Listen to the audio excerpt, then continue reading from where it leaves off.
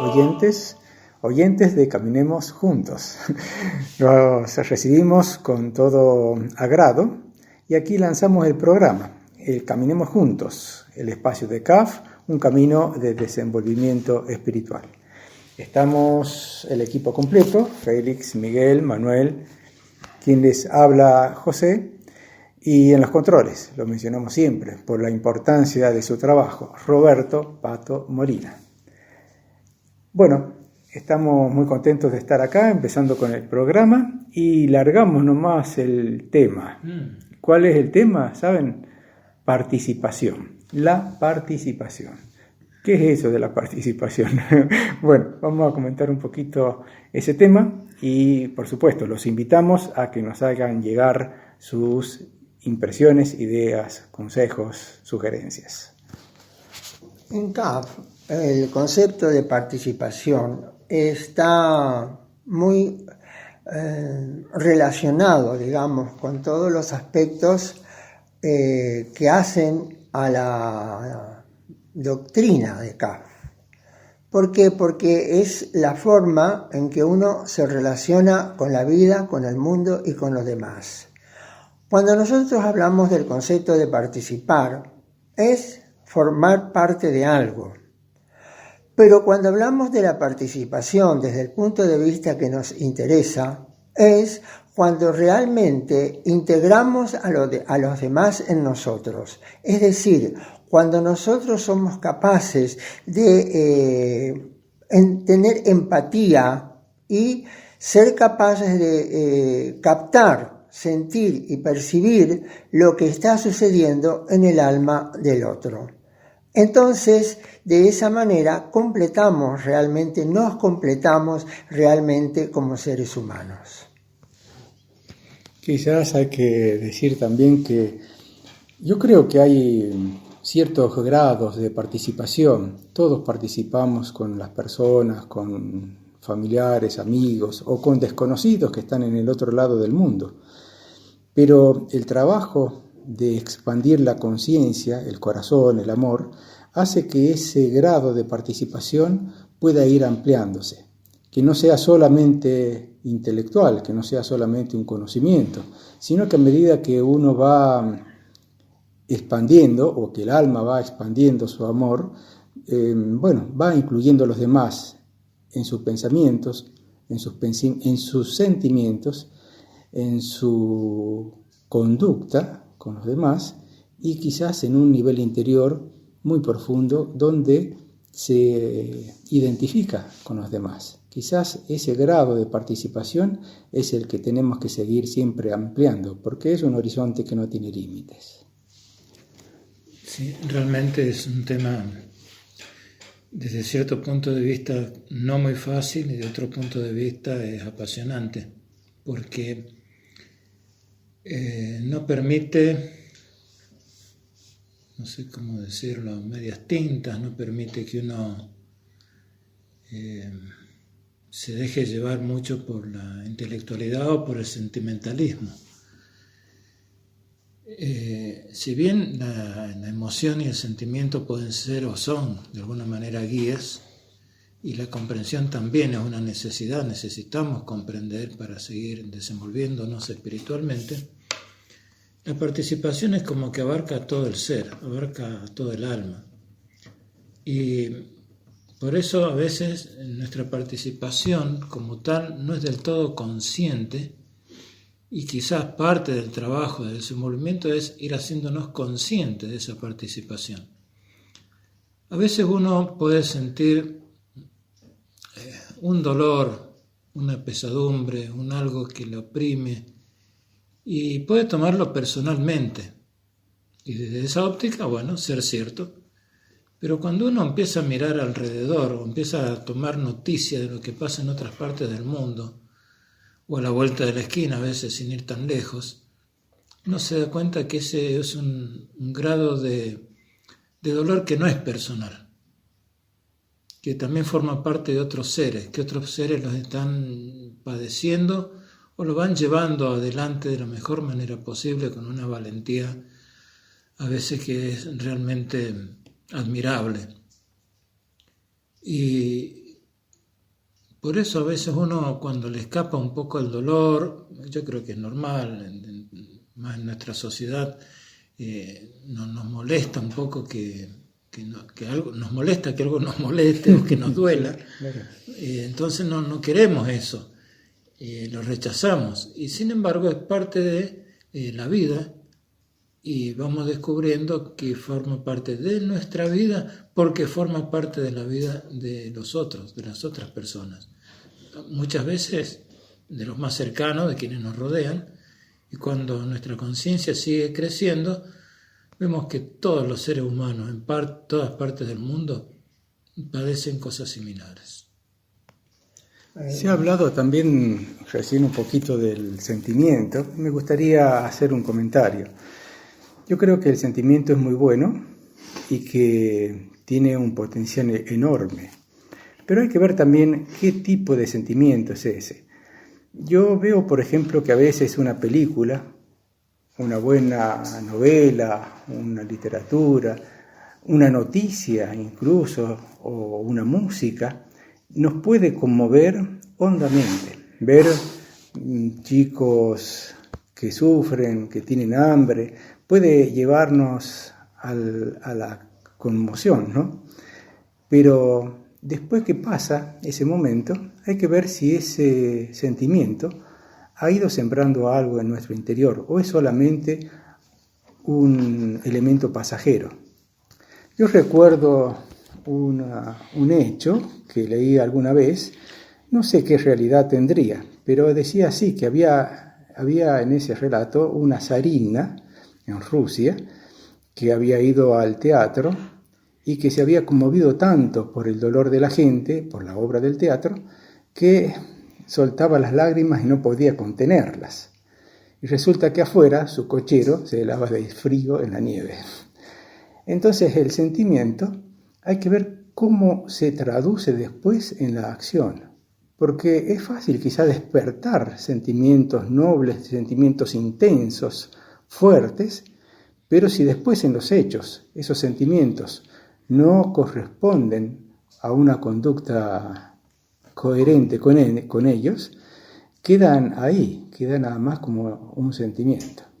Bueno, la participación es algo que va más allá.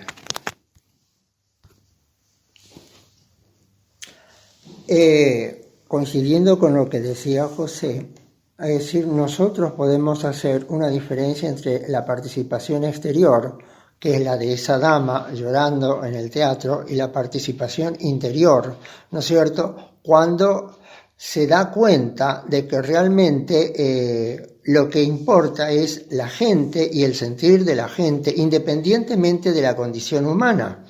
Porque si no, son hechos simplemente puntuales, pero que no transforman. Y cuando estamos hablando de la participación, desde el punto de vista que estamos hablando de la participación interior, ¿no es cierto? La ascética de la renuncia a nosotros nos lleva a la participación interior. Y tocando el tema que decía Félix, eso abarca no solo a quienes están cerca de nosotros, sino a quienes están lejos de nosotros.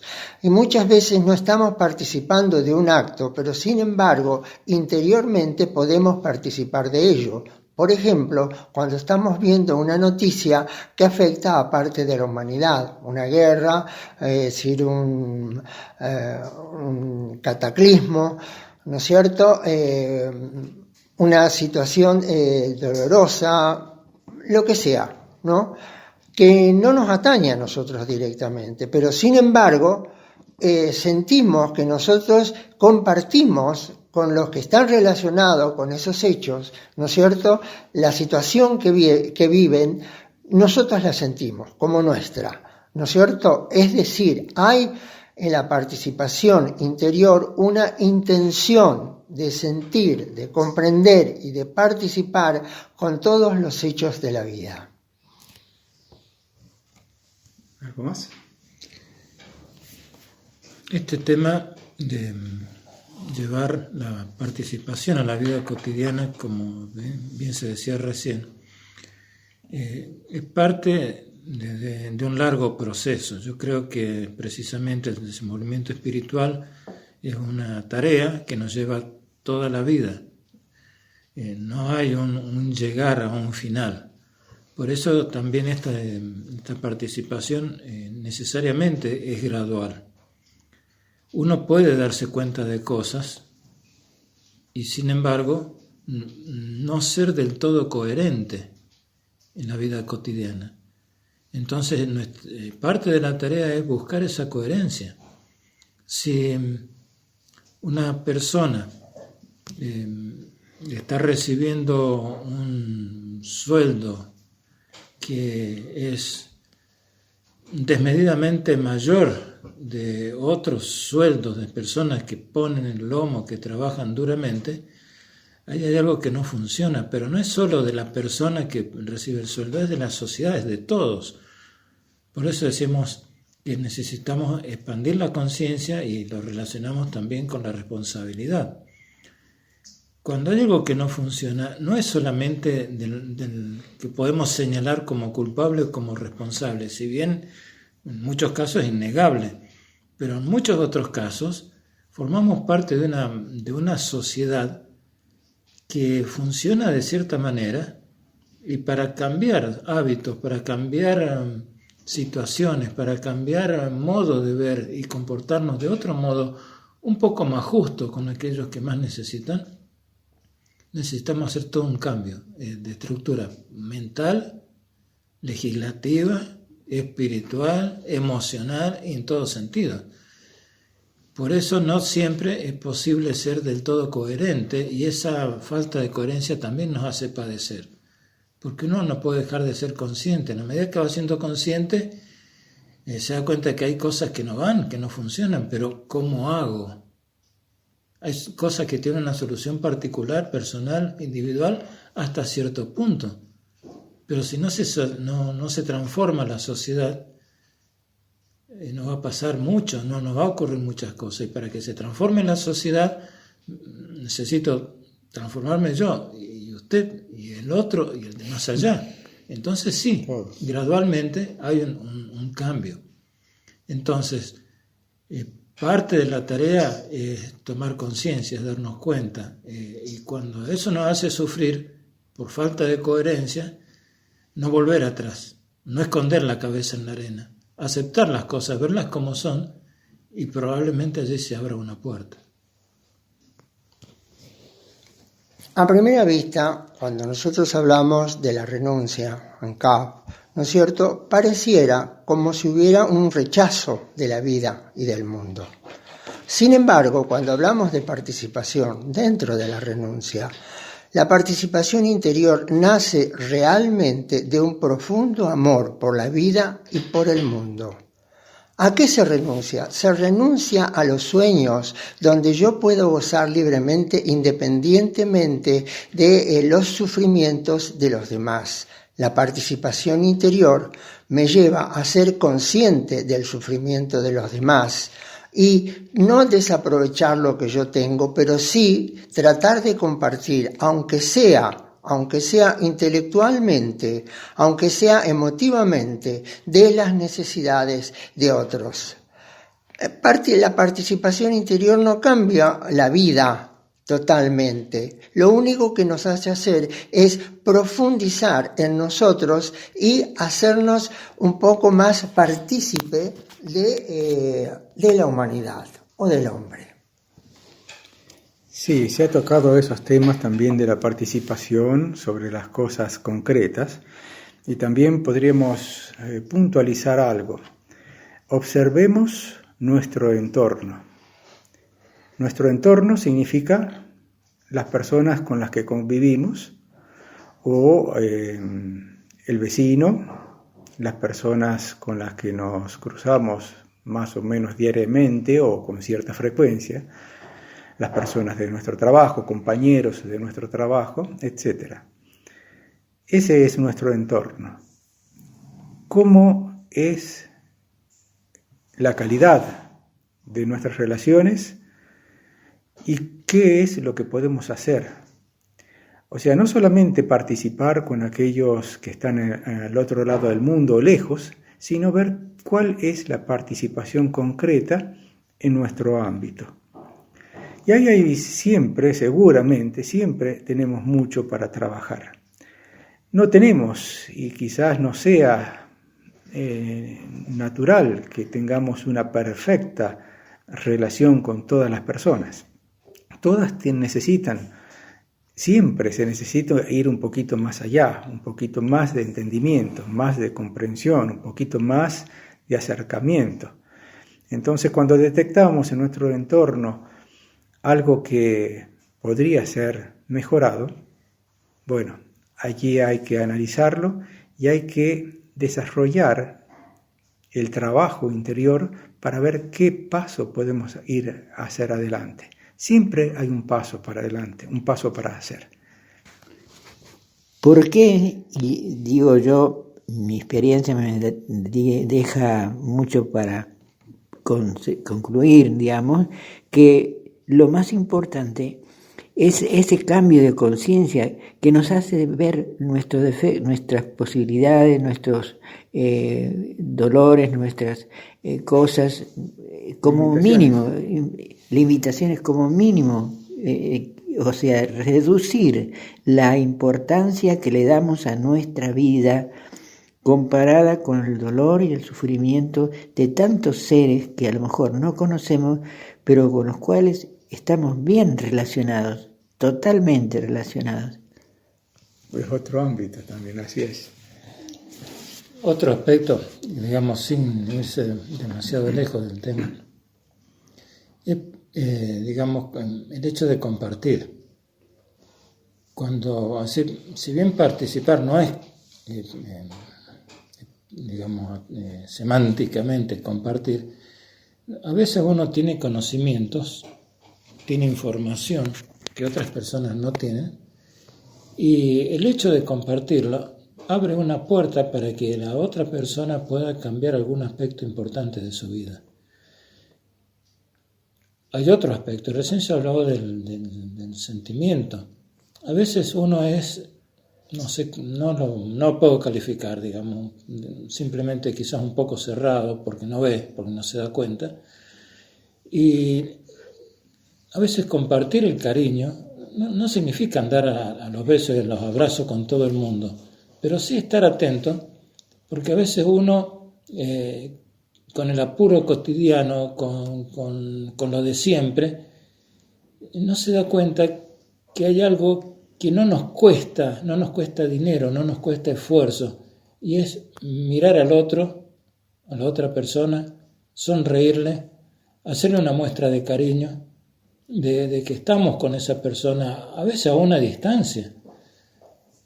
Y uno no sabe todo lo que significa o puede significar para otro ser, para otra persona, saber que hay alguien, aunque sea en el confín del mundo, que piensa en ella, que se acuerda de ella, que ora por ella, que la está acompañando a una distancia. Yo creo que eso es también un paso importante para, como bien decía recién Miguel, romper un poco la estructura de lo personal y ampliarnos interiormente. Es un pasito más. Sí. Bueno, ahora vamos a hacer un pasito para caminar juntos a través de la música. Y yo quisiera decir algo también. Intentamos, encaminemos juntos,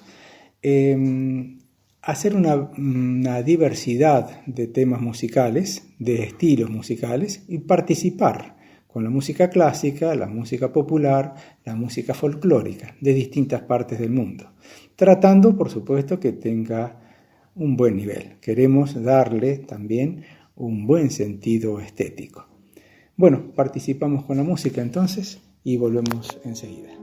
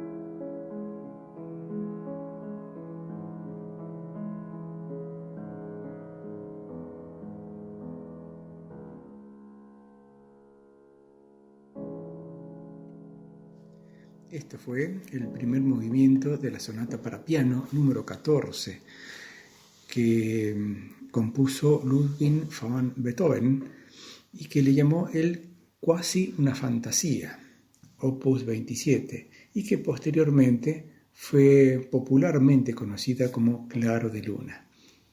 Esta pieza la compuso Beethoven en 1801 y fue publicada al año siguiente, en 1802.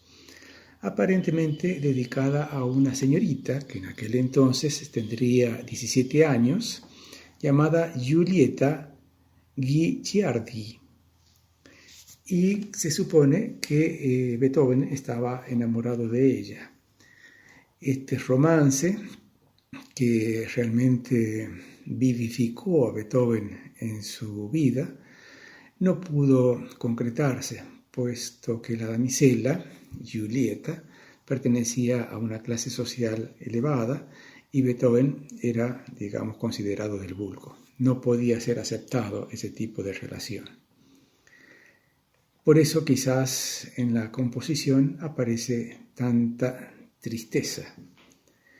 La obra llegó a ser muy conocida en su tiempo, mejor todavía después de la muerte de Beethoven. En su época, Berlioz, el músico francés, mencionó que este adagio es uno de esos poemas que el lenguaje humano no acierta a calificar. Y un alumno de Beethoven, Carl Czerny, quien después fue didacta, pianista excepcional y que realizó un método para piano, llamó a esta composición una escena nocturna en la que una lastimera voz fantasmal suena en la distancia. Son apreciaciones de esta obra, el primer movimiento de la sonata número 14 de Ludwig van Beethoven, Claro de Luna, para piano solo. Continuamos con el programa Caminemos Juntos, un espacio de CAF, un camino de desenvolvimiento espiritual. Para escuchar en vivo a través de internet, poner en la barra de direcciones fm-medioflash.com, todo con minúsculas y guión medio. Hacer clic donde dice en vivo. Para escuchar en diferido, poner en el buscador CAF Caminemos Juntos, luego hacer clic en la solapa donde dice videos. Recordamos que CAF se escribe C-A-F-H. Hay un sitio web de CAF para aquellos que se sientan interesados para acercarse al camino, que es www.caf.org.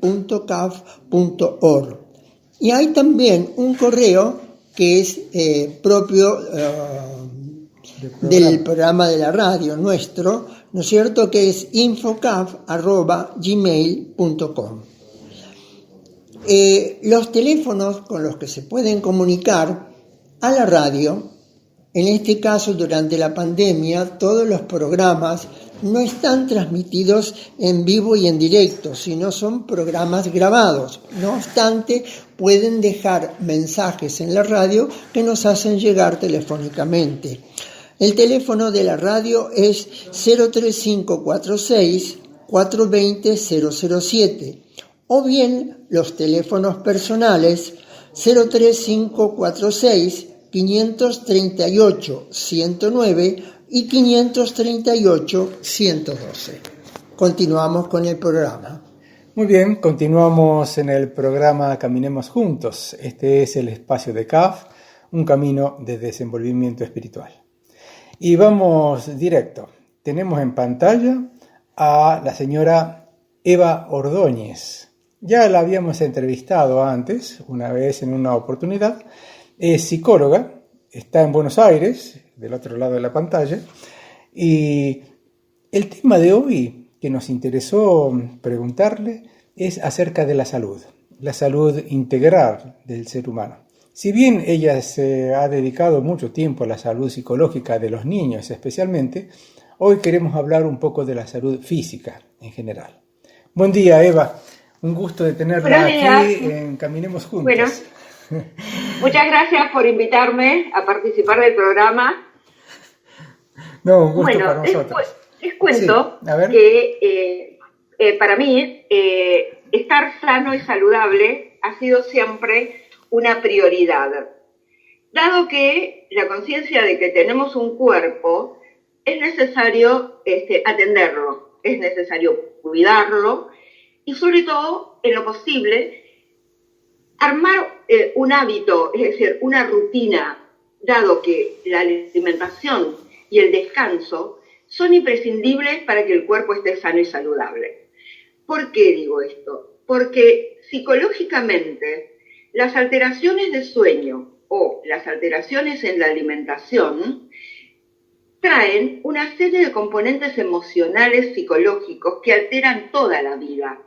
Es decir, una persona que no se alimenta adecuadamente, es decir, en desorden, en diferentes horarios, o que almuerza a las 3 de la tarde o no desayuna, donde la situación laboral lo expone a romper orden de alimentación y el estrés les produce alteraciones de sueño, esa persona, sin lugar a duda, va a tener estados de ansiedad, va a estar angustiado, no va a poder pensar bien, no va a poder tomar buenas decisiones. Es decir, esta conciencia de estar sano y saludable, de realmente tener cuerpo y respetarlo, no es habitual, porque el predominio que se tiene es la mente. Es decir, el sistema racional es el que sabe, es el que manda, es el que decide, es el que dice, el que habla. Sí, vos podés, no importa, no duermas. Es decir,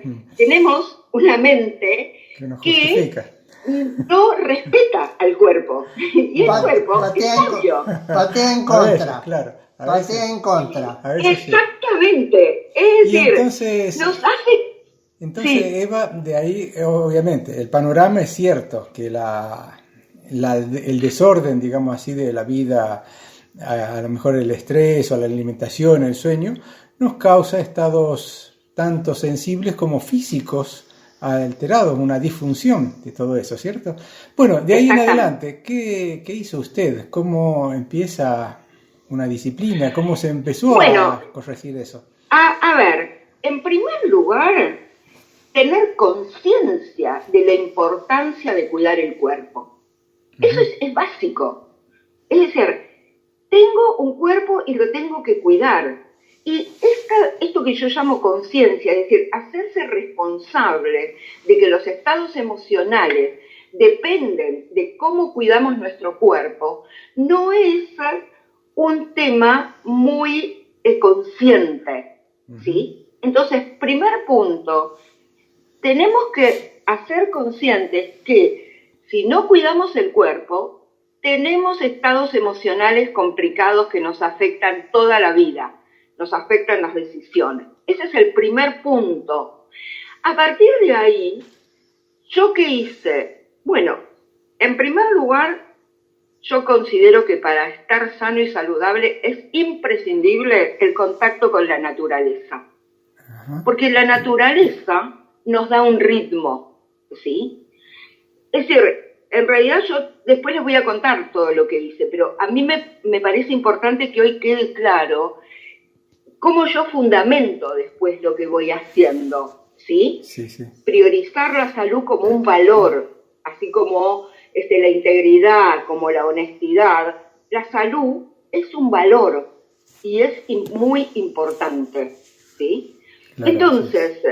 A partir de esa conciencia, el contacto con la naturaleza hace que tengamos, que nos demos cuenta del orden que tiene la naturaleza y del orden, por ejemplo, de las estaciones.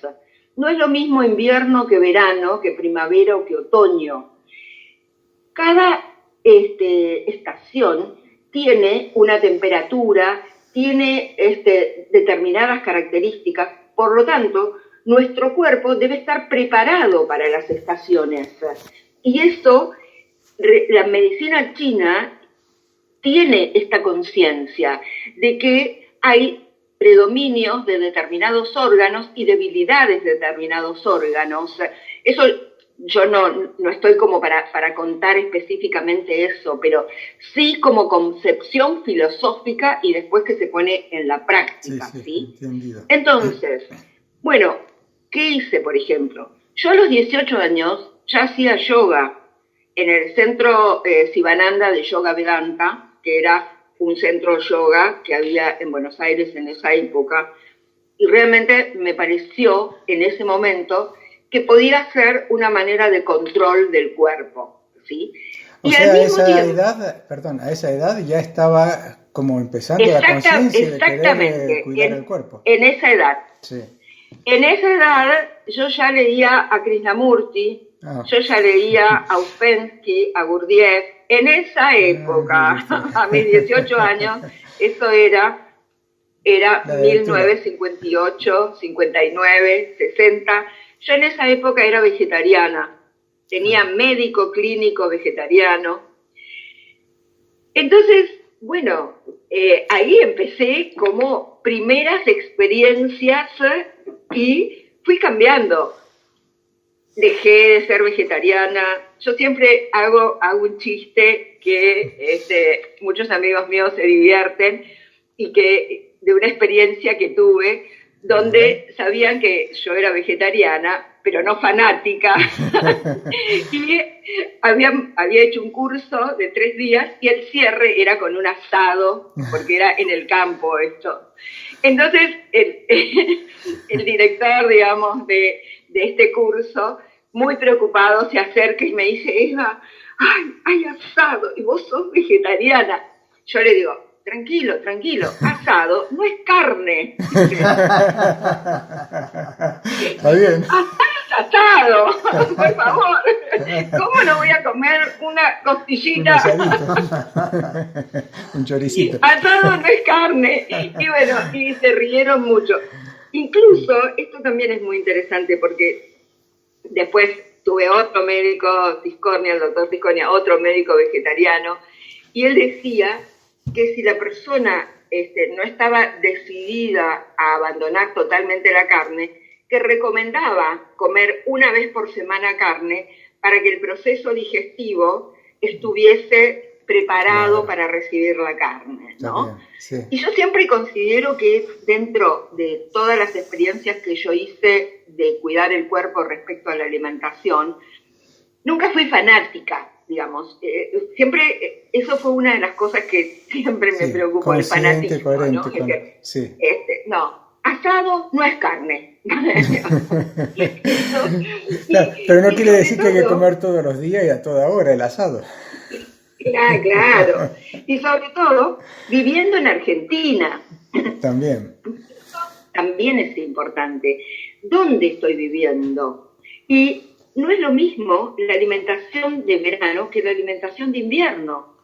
Necesariamente tiene que cambiar. Así como usted decía eso de las estaciones, que la naturaleza da unos frutos, por ejemplo, en ciertas épocas del año, también el hombre vive en ciertos lugares.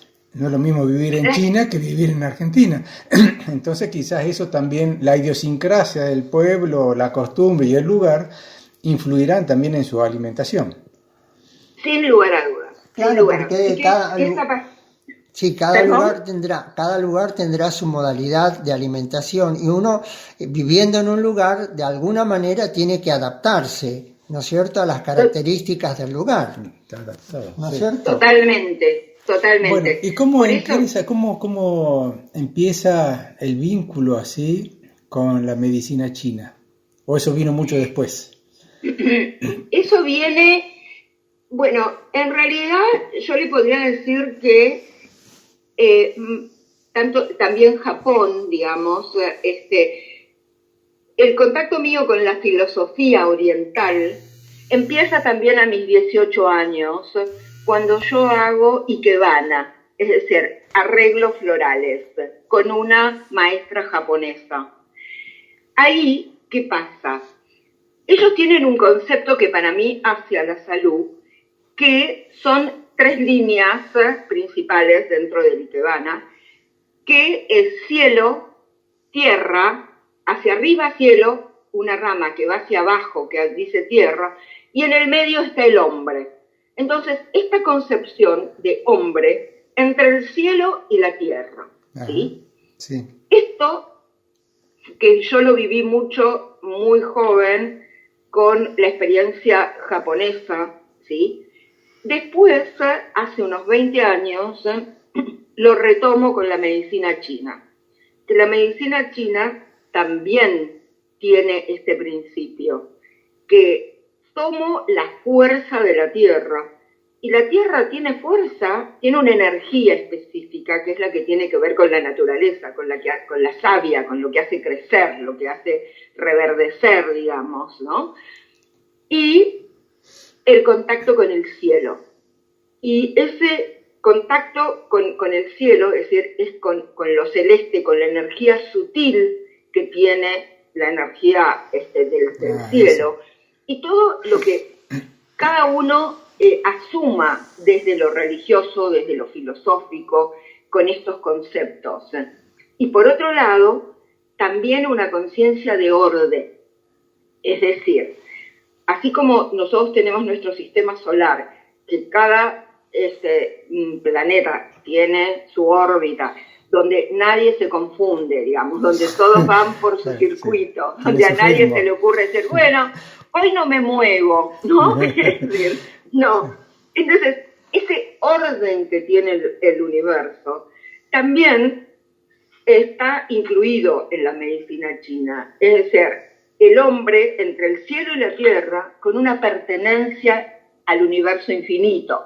Entonces es una concepción profunda, ¿sí? Y eso hace que entonces todo el resto tenga sentido, claro. ¿no? Eva, una consulta, puesto que, bueno, hablamos de medicina oriental. La medicina tradicional, y esta es una pregunta un poquito áspera quizás, la medicina tradicional, ¿usted no encontró en ella las respuestas que estaba buscando? Siento que tiene una formación psicológica y académica tradicional, usted. La medicina tradicional, sí, yo la respeto totalmente y hace a la ciencia, hace a la investigación, hace ahora a la utilización de los robots. O sea que no podemos negar esto. Claro. Una operación es totalmente necesaria. Es decir, de todas maneras, con todo mi respeto con la ciencia, con la medicina, a mí lo que me parece importante es la elección del médico, ¿sí? Y yo considero que debe haber un médico clínico que supervise una historia de vida, ¿sí? Es decir, mientras yo estuve siendo vegetariana, tuve un médico vegetariano, el doctor Training, que él tenía una filosofía, tenía una manera de mirar. Después, el doctor Tiscornia tenía otro enfoque de cómo ser vegetariano. Después hice muchos años macrobiótica, por ejemplo. Incluso hice cursos de comida macrobiótica, cocinaba macrobiótica. Es decir, mi vida iba transcurriendo y de esa manera iba encontrando información que me iba interesando, iba experimentando. Y bueno, yo soy geminiana, entonces es como que voy buscando. Soy dos. Siempre buscando. Entonces siempre buscando, y bueno, entonces también hice muchos años macrobiótica, conocí a Tomio Kikuchi, digamos que es uno de los maestros, Osawa, digamos, es como el fundador, el creador, y después Osawa.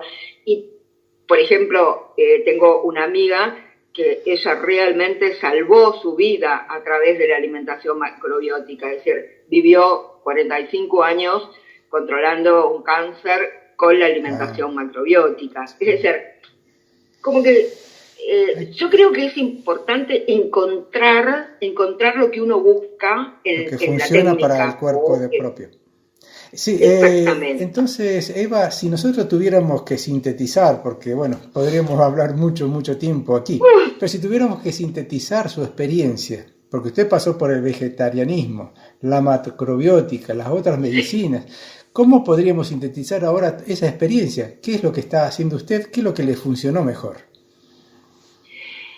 Bueno, lo que a mí me funcionó fue tener esta percepción de mi cuerpo, ¿sí? Entonces, yo tengo registro de cuando estoy en el límite de la energía, por ejemplo, y que si yo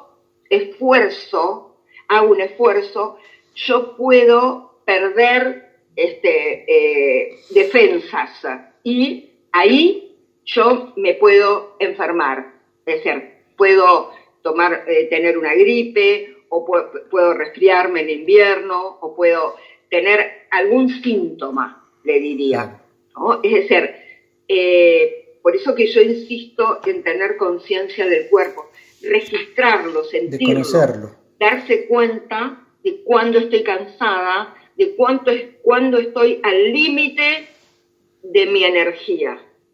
Y en ese sentido, a mí me ayudó muchísimo la medicina china. Yo voy una vez por mes a una médica china que me trabaja los meridianos. Ellos tienen otra mirada del cuerpo y lo trabajan energéticamente, trabajan los órganos. ¿Usted dijo los meridianos? Del cuerpo.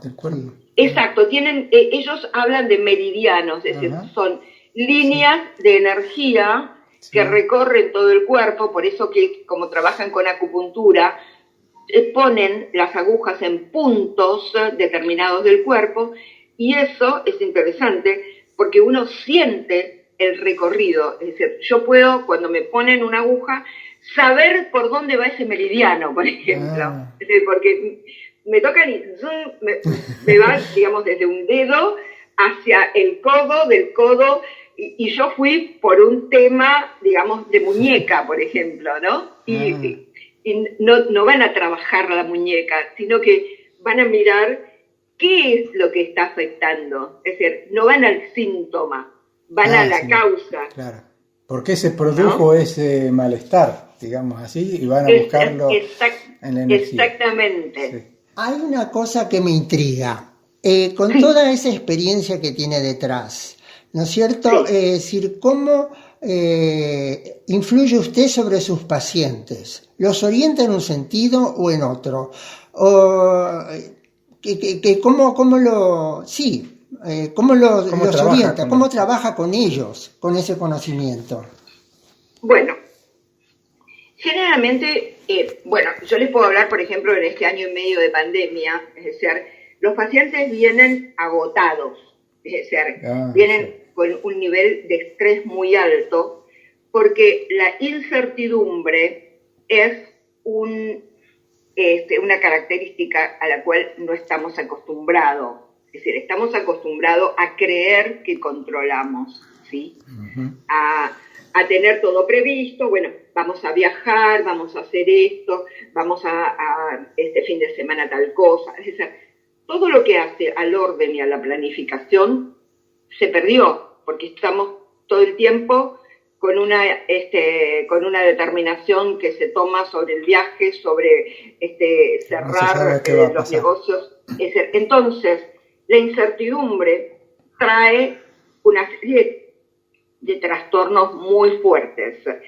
Por lo tanto, yo le planteo a mis pacientes cuáles son los valores, qué es lo que yo considero que afecta lo emocional. Es decir, yo ayudo a mis pacientes a que discriminen cuerpo, emociones y mente. Porque esto es importantísimo. Vienen como confundidos. Y es importante que en este tiempo descansen, se alimenten bien, controlen sus emociones, es decir, quiere decir cuiden su sistema emocional, ¿sí? Y el intelecto, es decir, cuidado con la mente, cuidado con la información que reciben, no se expongan, sean cuidadosos, escuchen buena música, en fin, yo les cuento a mis pacientes. Eso quiere decir que hay un trabajo de autoobservación para ver cuáles son los sentimientos, cuáles son los pensamientos, cuál es la música que uno escucha, las cosas que uno hace, es como una autoobservación. Pero ella estaba por decir... Exacto, y como una meditación, digamos, bueno, yo no soy mi cuerpo, yo tengo un cuerpo. Yo no soy mis emociones, yo tengo emociones que cambian todo el tiempo. Mi cuerpo también fue cambiando a lo largo de la vida. Yo no soy mis pensamientos, mis creencias, sino que yo tengo pensamientos, tengo creencias, las voy cambiando. Y soy un espíritu, soy un alma, soy un ser, no soy mis emociones o mis pensamientos. Y en realidad mucha gente se cree que es lo que piensa, digamos. Entonces, bueno, yo tengo esta concepción de la vida, de que tengo cuerpo y lo tengo que cuidar. Tengo emociones y pasan, van, vienen. Y tengo pensamientos y tengo que cuidar qué pienso. Claro. Y soy un alma, soy un espíritu, soy un ser invisible, digamos. Y tengo todo esto, ¿no? Claro. Entonces, yo tengo esta concepción clara y yo la cuento, digamos. Incluso cuando trabajo en relajación, esta forma de yo tengo cuerpo, no soy mi cuerpo, yo no soy mi cuerpo, yo tengo un cuerpo. Yo claro, no soy mis emociones, sí. Tengo. Sí. ¿Sí? Esta discriminación de ser y tener, ¿no? Sí. Es como una distancia que se tendría que poner entre uno, la conciencia de uno y el cuerpo. Una distancia, una especie de separación como para apreciar bien qué es lo que está pasando y la responsabilidad que uno tiene para cuidarlo, para llevarlo adelante y para que rinda lo mejor posible. Claro, sí, esta diferencia entre ser y tener, ¿no? Así es. Porque muchas veces los pacientes vienen seguramente con temas emocionales, por situaciones externas en general que condicionan emocionalmente. Sí. Eva, una cosa más, como se nos está yendo un poquito el tiempo, digo, para que no nos extendamos demasiado, quería preguntarle, ahora, el interés suyo, puesto que usted ha paseado por muchas filosofías y técnicas y experiencias, hoy en día, ¿qué es lo que le está atrayendo o en qué está enfocando su atención?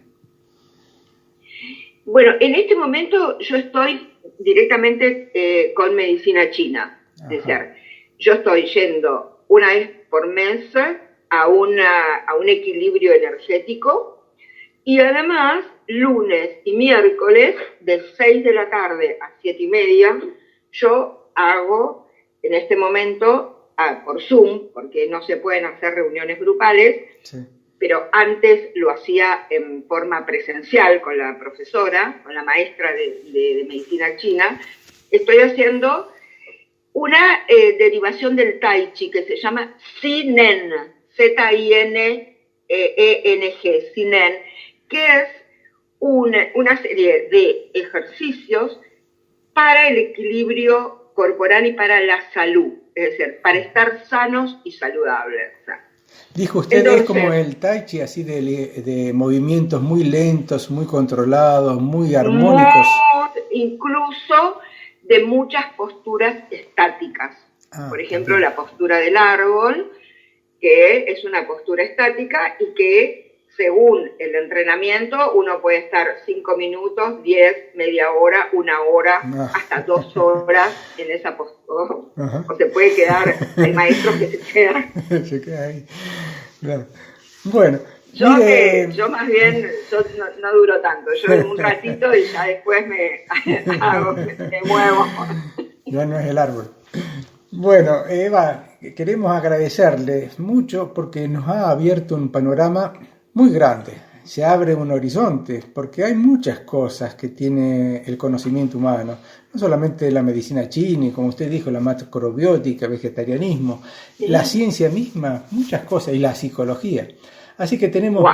un panorama enorme para seguir investigando y saber cómo hacer para que nuestro cuerpo y nuestra alma rinda lo mejor posible en nuestra vida. Sí, A mí me parece que seguro. también lo más importante es que todo eso que usted habla llegue a la gente, ¿no es cierto? Llegue a nuestros oyentes para que se den cuenta que ellos pueden experimentar con su cuerpo y ver cuáles son las cosas que realmente lo benefician, porque no a todos lo mismo le va a dar el mismo resultado. Claro. Entonces, Exacto. me parece que eso es fundamental, ¿no es cierto? Y que lo tengan claro desde un principio. Exactamente, sí. Y que cada persona necesita cosas que pueden ser diferentes, Claro. ¿no? Es decir, Por supuesto. cada uno que se dé cuenta de qué es lo que le hace bien y sobre todo que no sea fanático, digamos, ¿no? Bien. Sino flexible. Así es. Está bien. Tal Está cual. bien. Muy bien, Que Eva. se pueda comer una molleja, por ejemplo. Claro. Sí, eso hace bien psicológicamente, quizás también, ¿no? Obvio, porque justamente la definición de estrés es hacer aquello que no nos gusta, digamos, produce Sí. produce estrés. Así que, por favor, tratemos dentro de lo que podemos hacer lo que nos Muy gusta, bien. lo que disfrutamos, Sí. fundamentalmente, ¿no? Bueno, para finalizar, le digo, Eva, que hemos disfrutado esta entrevista, así que nos ha hecho muy bien a nuestro corazón, a nuestra mente, a nuestro cuerpo. Y bueno, como dije, abre un panorama y dejamos siempre la posibilidad de seguir conversando en un futuro, Eva. Porque hay mucho para hablar con usted, que nos cuente. Muchas gracias por, Muchísimas gracias, por Eva. estar en el programa. Gracias. Y hasta, Gracias, hasta sí. pronto. Bueno, gracias a ustedes. Cada vez que puedo escucho el programa y es un disfrute. Y la música maravillosa que ponen me encanta. Así que, hola Miguel. Gracias. Gracias, Hasta Eva. pronto. Adiós. Gracias. Bueno.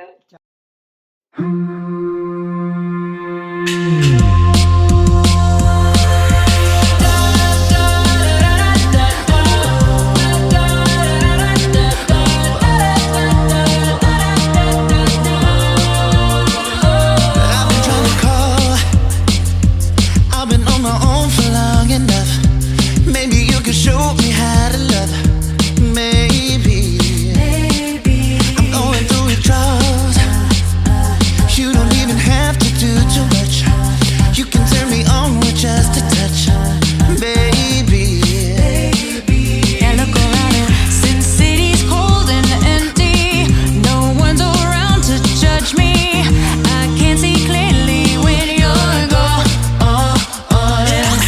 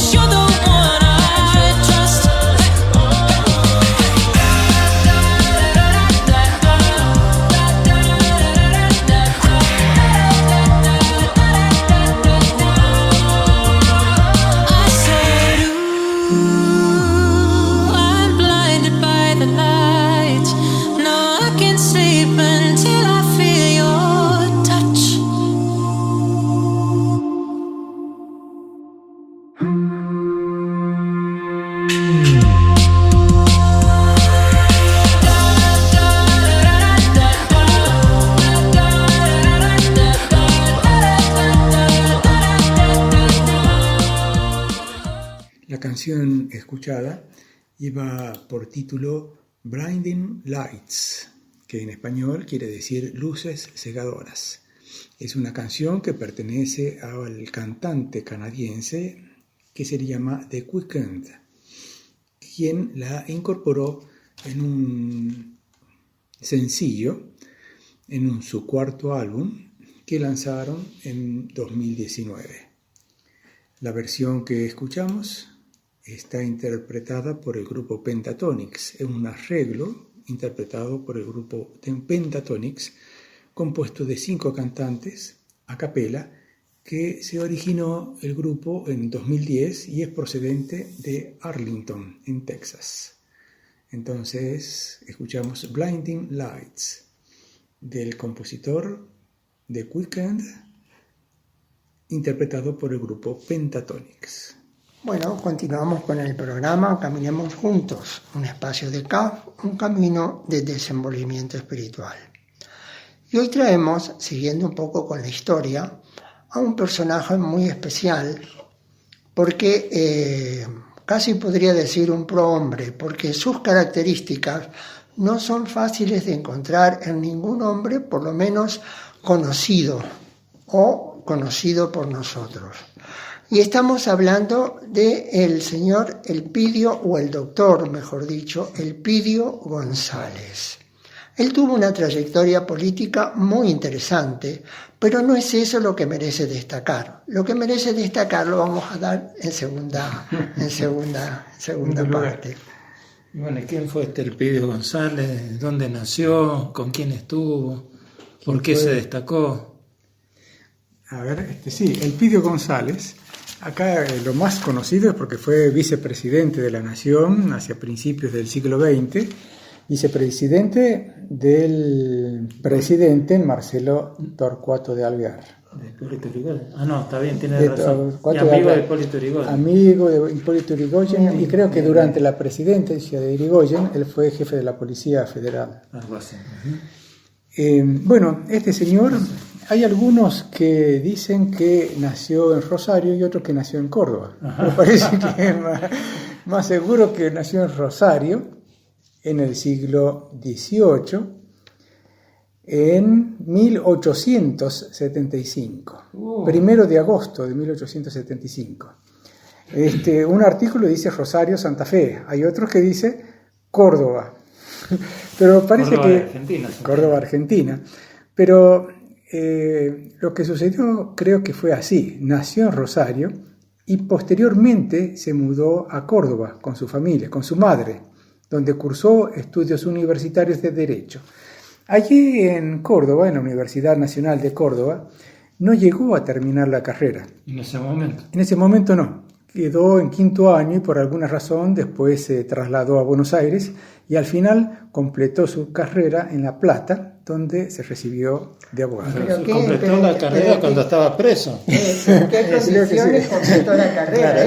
Claro, él fue un revolucionario, sí. Lo metieron preso, entonces aprovechó el tiempo libre para terminar la carrera de abogado.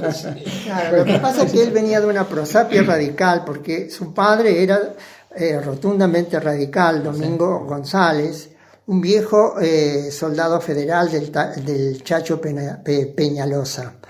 Y él, de alguna manera, apoyaba a cualquier movimiento revolucionario que se hiciera contra el gobierno. Que tuviera buena causa, ¿no? Por supuesto, que tuviera buena causa. Eso llevó a que no solo la primera vez, pero en esa oportunidad lo pusieron 2 años preso. 2 años. 2 años. Y él aprovechó justamente para terminar sus estudios en La Plata. Sí. Quiere decir que no daba puntada sin hilo. Claro, una persona proactiva, evidentemente. Del fracaso sacó la posibilidad de seguir adelante. Sí. Lo importante, me parece, también de Elpidio González es destacar su personalidad. Quizás ese es para mí uno de los hechos relevantes de toda su vida. ¿Por qué se destaca? ¿Por qué ilumina con su forma de ser a nuestra patria, en una palabra, y a la conducta humana? Me parece que podríamos decir ejemplo de humildad, ejemplo de honestidad, ejemplo de corrección, ejemplo valores de muy valores especiales. especiales. Él fue vicepresidente de la República y resulta que, no se atribuía ningún honor. Mejor dicho, era un honor para él ser vicepresidente, pero no se atribuía ningún valor extraordinario, ningún privilegio. Al contrario, Ni siquiera quiso cobrar sueldo. ni siquiera quiso cobrar los otros sueldos que tenía. Decía que eso era un deber y un honor, poder servir a la patria como funcionario público. Bueno, para poder subsistir y darle de comer a la familia, él tenía que vender anilina y pomada para calzado, colibrí, casa por casa, porque no cobraba sueldo de vicepresidente. Así es. Y resulta que, ese asunto de las pomadas colibrí fue porque, según dice el artículo, un amigo de él era el dueño de la empresa. La pequeña empresa en ese momento. Sí, y que quizás no por un favor, él quiso hacer un trabajo, aceptó el puesto de corredor de comercio y así se lo veía por las calles de Buenos Aires ofreciendo las pomadas para zapatos y las anilinas colibrí. Hay varias anécdotas. Dicen que cuando él era ya viejito, sube a un tren, creo que es, Un tranvía, y va vestido, digamos, en forma limpia, correcta, pero con su traje gastado, se veía a las claras que no le sobraba la plata, ni mucho menos. Un portafolio viejito. Un portafolio viejito donde tenía las anilinas y cosas para vender. Y se sentó al lado de otro señor, muy bien vestido, que estaba leyendo un libro de poesía. De Rubén Darío. Y lo único que le dice es que era un libro muy lindo, y cada uno después sigue con sus pensamientos. En un momento a este señor, viejito que había subido, se le cae una moneda de $1, y él se agacha y se agita todo, pero recupera la moneda. Y como excusa le dice al que está al lado de él, y dice, si no la uso para limosna, la voy a usar para comer. Así que, sí. Entonces, ¿qué pasa con el libro? A ver, ¿cómo sigue? Que es así. No me acuerdo el pasajero que estaba al lado de él lo reconoce. Y cuando Elpidio González va a bajar y se va hacia la puerta para el descenso, este otro señor, que era el pasajero que lo había identificado, le dice: señor González, les regalo el libro, para mí sería un honor que usted lo acepte. Y él vuelve a contestar que él ya no es un funcionario del gobierno, pero aún siendo exfuncionario no se reserva el derecho de recibir ningún regalo de nadie, porque él tenía que subsistir por sus propios medios. Además que ya conocía el libro y le recitó una estrofa de memoria. Sí. Así que dice: muchas gracias, yo no necesito el libro, usted sí. Él decía en sus propias palabras que estaba mal cobrar, siendo un funcionario del gobierno, por algo por lo que el pueblo lo había elegido, y que en última instancia salía del erario público, que es el de los aportes que hacían el pueblo. Claro. Esa fue su conducta durante toda su vida. Sí. Después, cuando una persona también se da cuenta que él está posterior a su función pública, se da cuenta que está vendiendo anilinas por la calle, empieza a gestar el movimiento para una nueva ley en la República que reconociera a aquellos funcionarios públicos que se alejaron de sus puestos, presidente y vicepresidente, para que tuvieran una pensión vitalicia. El proyecto caminó y fue aprobada una ley en aquel entonces, y le fueron a decir, muy contentos, no recuerdo quién fue el que tuvo esa misión, fueron a decirle muy contentos que había sido asignado, el primer beneficiario iba a ser Elpidio González, para que recibiera pensión vitalicia de parte del gobierno de la nación. ¿Y qué pasó? Que se enojó. Se enfureció el hombre. Se Lo enfureció. sacó con cajas destempladas, tratándolo, Con el no sé, bastón. con el bastón lo corrió no sé cuánto, tratándolo de No me acuerdo, pero sí. ladrones y de corruptos. de ¿Y corruptos. cómo podían hacer eso? Así lo Bueno, llevo. ahora él, cuando era estudiante, vivía en una pequeña pensión, muy pobre, ¿no es cierto? Pero después de todas las funciones que él cumple, y ya retirado de la función pública, vuelve otra vez a esa pensión porque era la más barata que podía conseguir. Y él vivía en ese lugar, casi era como una posilga. Estaba prácticamente en la zona donde tenía que abrirse la avenida 9 de Julio. Sí. Y el capataz que dirigía la obra dijo, arrasen con todo. Vamos a hacer una pequeña pausa porque queremos dividir este bloque, así escuchamos y disfrutamos un poco de música. Y enseguida volvemos. Un paréntesis y volvemos.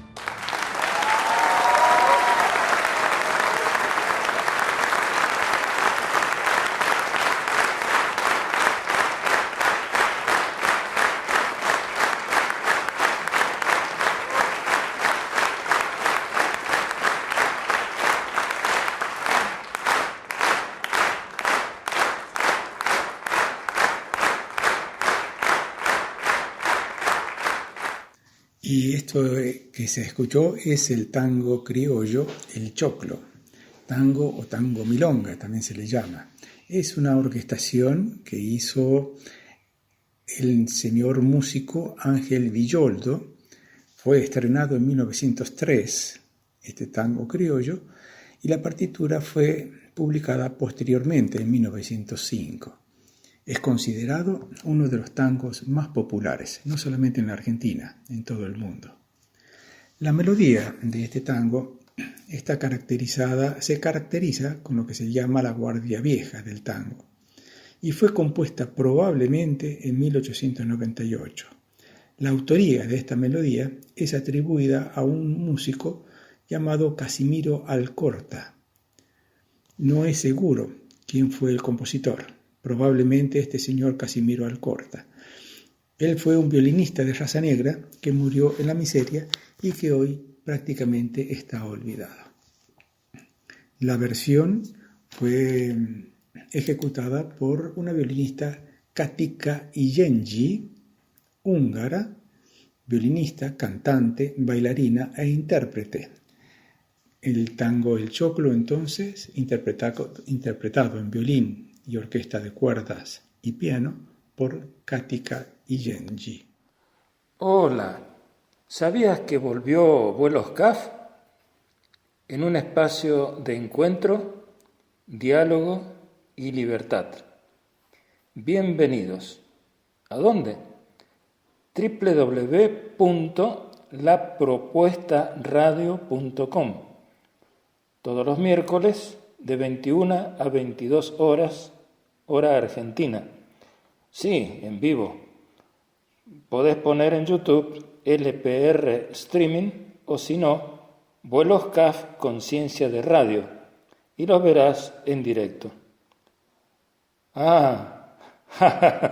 Sí, totalmente renovados. Bueno, retomamos el tema de quien estábamos hablando, el Pidio González. En realidad él tiene muchas anécdotas, pero una de las más notables es esta que vamos a relatar. Él vivía en esa pensión, que era muy pobre, y esa pensión estaba en la traza de la avenida 9 de Julio, que se estaba por hacer. Era viejo, ¿no? Ella era viejito, Ya era anciano, por sí. supuesto. Entonces el capataz, que dirigía la obra, dijo, tienen que arrasar con todo, porque la avenida del trabajo hay que hacer sí o sí. Entonces, cuando entran y le preguntan quién es él dice, yo soy el Pidio González. Entonces, el empleado sale corriendo y le dice al capataz, es el Pidio González. Entonces, el capataz sale corriendo y informa a sus superiores informan al gobierno y el gobierno dice, no lo Suspenden toque. la obra. No lo toque. Ese lugar... Pueden arrasar con todo lo de alrededor, pero a él Pero no a lo él toquen, no lo no lo toquen. moloten. Claro, así fue. Bueno, esa es la característica del Pidio González, el hombre que no quiso nada para sí, una especie de desaparición en cuanto a privilegios personales o a fama, quiso negarse a sí mismo y no sobresalir para nada. Era un honor para él servir a los demás. Y eso es una cualidad que muchos hombres y historiadores o comentaristas de su vida han hecho artículos sobre él. Y a mí me gustaría recordar uno donde compara a otros funcionarios o a otras figuras de la política nacional o internacional, donde muy pocas veces se ven estas actitudes. La honestidad, el no querer ganar nada para sí, el no querer aprovecharse, el no querer sacar ventajas de la posición que ocupa y que solo lo único que quiere es servir a su patria, al orden público. Bueno, nosotros en el primer bloque hablábamos de participación. Es una participación. Yo creo que si bien nosotros como personas de este siglo y con las comodidades que tenemos y todo lo demás,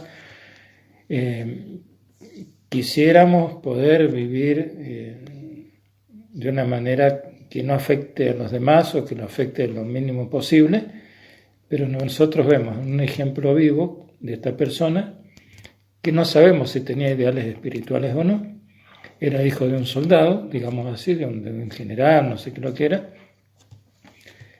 y podemos decir quizás él recibió una educación en ese sentido muy derecha. Pero lo interesante es cómo fue consecuente con esto toda su vida. Tenía muy claras las ideas al respecto y no lo iban a confundir, no lo iban a comprar con nada. Yo creo que esto es un valor que hay que reconocerlo siempre y ojalá que podamos seguir de alguna manera cada uno de nosotros donde nos toca con su ejemplo. Sí. Hay que también ver un detalle, lo voy a comentar sin conocer demasiado. Creo que tal vez tenga algunos puntos oscuros también su vida, o algunos momentos que algunas personas lo reprocharon. Él era jefe de la Policía de Buenos Aires, de la Policía Federal de la República Argentina, cuando sucedió aquello que se denominó la Semana Trágica. Estaba Hipólito Yrigoyen. Estaba Hipólito Yrigoyen de presidente, él era jefe de la Policía Federal. Me había puesto Hipólito Yrigoyen en ese puesto. Así es. Y hubo una huelga en una de las fábricas donde los trabajadores reclamaban salarios, salubridad y otras cosas más. Y resulta que llegaron, hubo una represión policial. Hay que aclarar que la represión, yo no sé, históricamente fue como fabricada, digamos así, porque pasa un coche por ahí que lo que hace es tirotear a los trabajadores. Ya no había. Entonces los trabajadores que hicieron, reaccionaron. Así es. Y ahí se armó todo el lío, o empezó, mejor dicho, todo el lío. Sí. Bueno, Como él son estaba en esa situaciones. revuelta es porque lo metieron preso. No.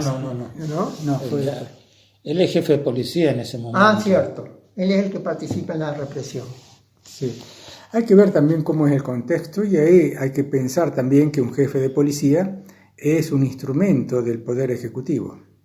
No tiene resolución, es decir, si hay alguna resolución que se le indica a él que tiene que hacer, habrá que hacerla. De todos modos, el saldo de esa semana trágica fue bastante feo, bastante difícil, y que tuvieron distintas cifras según los artículos de muertos y de heridos, pero fueron muchos. De todos modos, más allá de eso, no sabemos bien cómo habrá sido su posición, su reacción, su participación en todo ese conflicto, pero queremos destacar aquello otro, que la personalidad, la firmeza, digamos, la convicción de lo que él quería hacer como honesto, como persona de bien, como persona entregada a su función y a sus cosas, es un valor que hay que seguir teniéndolo como ejemplo. Después de haberlo pintado realmente en sus elementos esenciales, podemos decir por todo lo que él pasó, es decir, los cargos que él pasó. Elpidio González ocupó muchos cargos públicos durante la primera presidencia de Yrigoyen.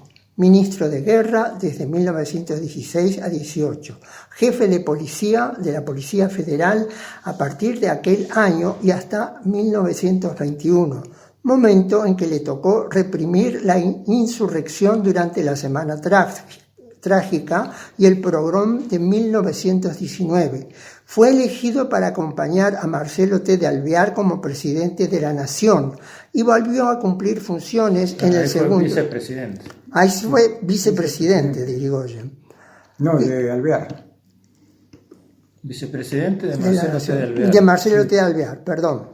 Y volvió a cumplir sus funciones en el segundo mandato de Yrigoyen siendo ministro del Interior.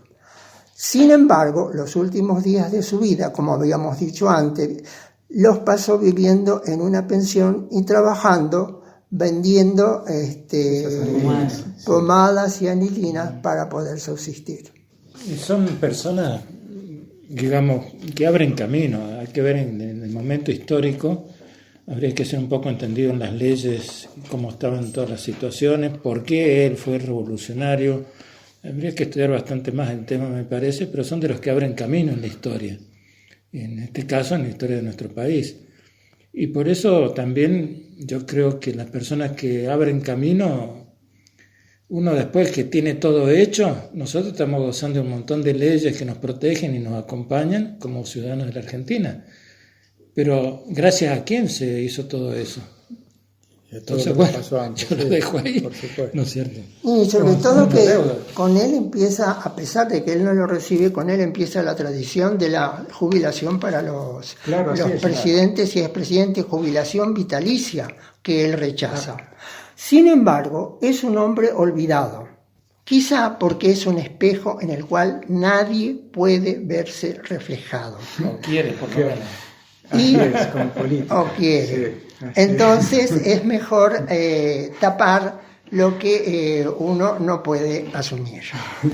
Bueno, sirva este ejemplo entonces como material para la reflexión y bueno, y para saber que muchas cosas aparecieron y siguen creciendo a partir de él. No, es decir, más allá de la política, de los partidos, de todo lo demás, lo que se destaca es su figura como ser humano, ¿no? Así es. ¿Cómo no? Bueno, llegamos al final y como siempre, amigos oyentes, los invitamos para el próximo programa para que caminemos juntos a partir de las 9 horas el próximo domingo, aquí en Radio Flash. Muchas gracias por acompañarnos.